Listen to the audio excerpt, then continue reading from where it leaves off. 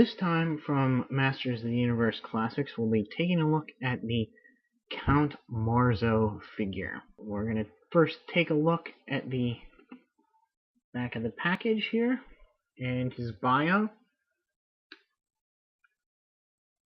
which again is pretty much the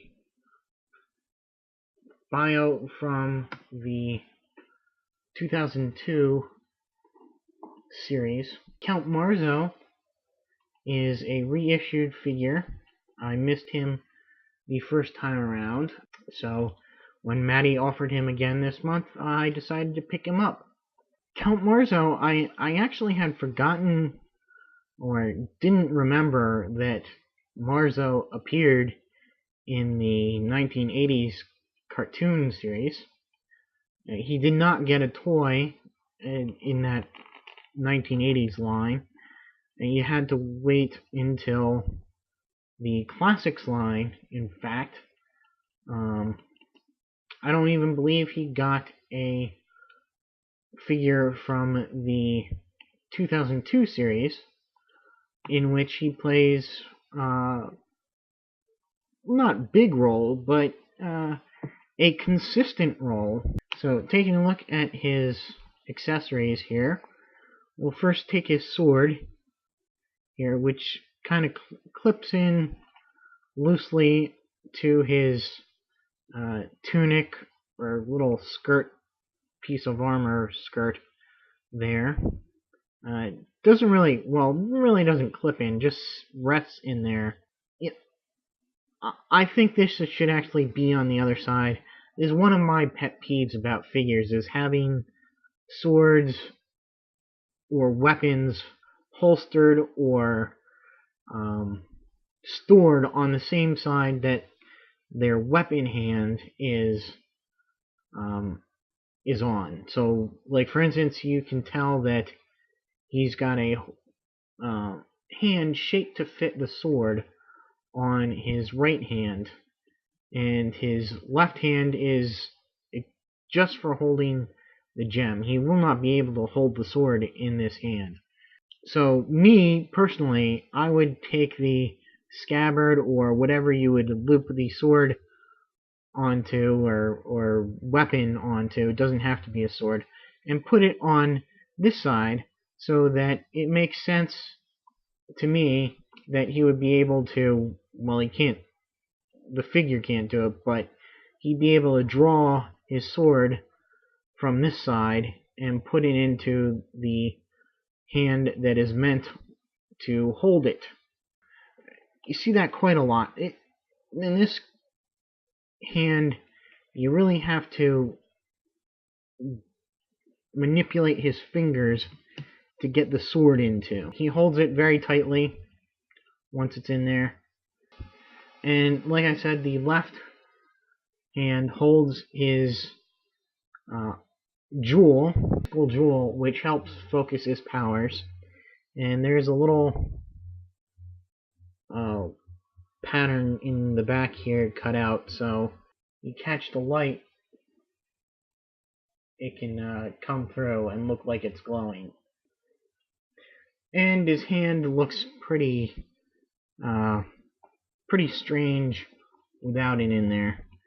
It'd be nice to have the pivot or have it bend a little bit. Reminds me of Molo Ram in Indiana Jones. Cover your heart, Indy, cover your heart. Let's put the jewel back into his hand. It's pretty much the standard spots of for the Masters of the Universe Classics, but lots of stuff that gets in the way. His cape and chest piece here are all one piece. Pretty nicely designed here, but they do get in the way of his articulation a little bit. His head, he's got very nice sculpted face there, and cool beard, magician's beard, and hair.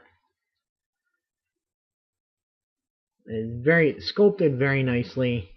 and it's soft and rubber, so it does get out of the way of going left and right a little bit.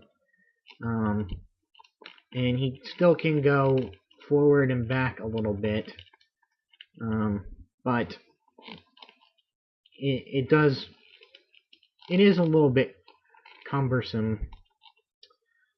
His arms don't go all the way back because of the cape. They do go out and in and rotate at the bicep, bend at the elbow, and rotate at the wrist. Ab articulation, very nice. Nothing to get in the way. Waist articulation is a little bit limited due to the way his skirt is molded. And I just noticed something. Call me stupid. You can take the gem here, and it looks like you can plug it into his back. The two little spikes there will kind of rest on the two little divots there. I mean, it's very minuscule, those divots, but they are there.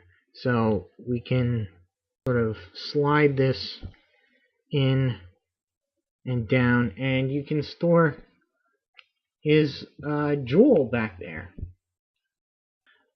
Pretty neat. Pretty neat.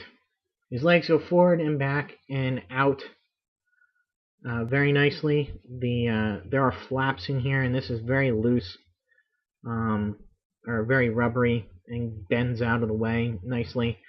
It bends at the knee, rotates a little bit at the boots there, bends, and has a pivot at the ankle.